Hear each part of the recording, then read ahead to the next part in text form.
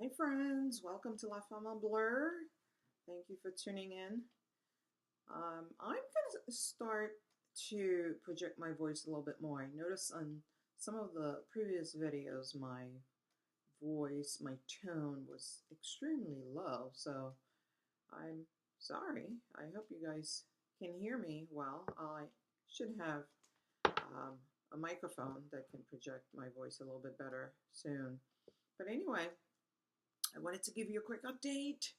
My court date happened yesterday, and guess what happened? Finally, he realized that there is no money to be given, and so my ex-husband dropped the case against me to support him. And of course, naturally, in return, I dropped mine because I didn't want a penny from him ever. Um, but it was good because my attorney told him, listen, you're going to have to pay her $1,100 a month to keep this up. And so he decided to drop it. Thank God, my goodness. I mean, the amount of paperwork that I had to put together, as well as, just time wasted that I could have utilized to do better things, and the emotional um, drainage, because at the end of the day, it takes a lot out of a person to go through divorce proceedings, support proceedings, custody proceedings. It's just a lot. I tell you, if I were to go back to school now, I probably would have gone to law school because there's a lot of money to be made as in family law. But there's always someone suing someone anyway. But either way, it's really a good field for those of you out there who may still be contemplating your career. Choose law if you can. Um, so that's the great news, you guys. Thank you for listening. Thank you for your support. But yes, he's dropped the domestic relations spousal support case, and so now I can move on to the next chapter of my life because I just felt as if, it was a heavy load on me. And I'm just thankful that God answered the prayers, really, because that was an answered prayer.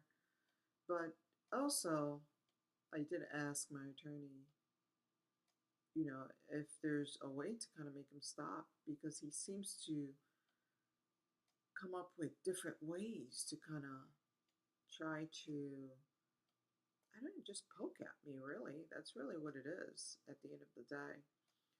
But following the conversation with my attorney, excuse me, I did call the domestic relations office to kind of just figure out, what I could do differently, or what I could have done differently, or how to proceed in the future. They definitely said if I wanted to, I can always reopen my case against them. So I'm keeping that open. But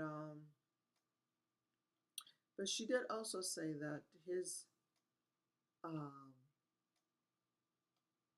feedback was, well, how could she be making that low of an income? I know she's making more than that. So ultimately, we all know that it was all about money, trying to get more money from me because he refuses to get a second job or get a job that pays well or pays more.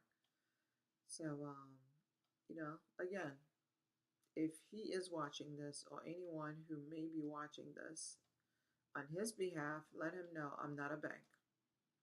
God gives all of us, every single one of us, has talents and abilities to go out there and get a job that pays more, or get two jobs to compensate for one. All right, but whatever the need is, there's a job out there for it, whether it's construction or clerical, administrative, whatever the case is. There are jobs out there. You have folks crossing the border to get here to the US. Why? Why they're crossing the border? For a better life. And if we here as Americans or, um, citizens of this land, then we should be able to strive to get the same benefits that they're getting. Because, the opportunities are here. It's just a matter of tapping into them. So I'm hoping that's what he sees out of this. That's the takeaway. I'm hoping that he sees that he needs to do better, go and get another job. Don't look for a woman to support you. So that's all, you guys. Thanks for listening to La Femme en Bleu. I'm definitely going to keep you up to date on what's going on. There's still lots going on in the background. So thanks for listening in. Again, thanks for your support. I'm happy to report to you this good news. All right. Until we talk again, friends, have a good day.